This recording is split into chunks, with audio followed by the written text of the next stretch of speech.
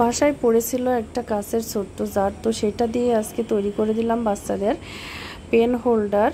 তো আজকে আমি এটা তৈরি করার জন্য সাদা, হলুদ এবং গোলাপি কালারের রং, সাথে সবুজ রংটা নিয়েছি, নিয়ে এটা তৈরি করতে বসেছি। তো প্রথমে আমি জার আগে সাদা রং করে নিব, তারপরে দিয়ে নিব এভাবে গাছ গাছ টাইপের একটু নিচে থেকে তুলে তুলে ব্রাশ দিয়ে সবুজ রং। এটা গাছ মনে হবে আর কি ফুলের।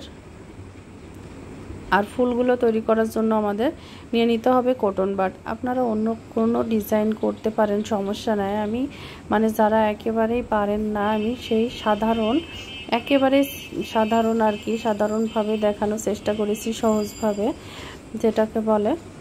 তো আমি এখন এই যে হলুদ ফুলটা তৈরি করছি। প্রথমে এই যে কটন বাড দিয়ে ছোট ছোট করে এভাবে দিয়ে আমি যে ফুলগুলো তৈরি করে নিয়েছি, একটা একটা কলি দিয়েছি ফুলের, যেগুলা যে ফোটা ফোটা একটা করে এগুলা।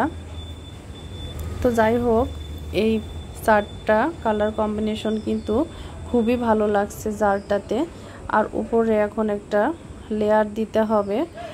আর এই যে হলুদ এবং গোলাপি ফুলের মাঝে আমি দুইটা ফোটা ফোটা রং ব্যবহার করেছি, একটা সাদা আর একটা গোলাপি। যাই হোক, আপনারা অন্য রঙও ব্যবহার করতে পারেন, অন্যরকম ফুলের ডিজাইনও করতে পারেন।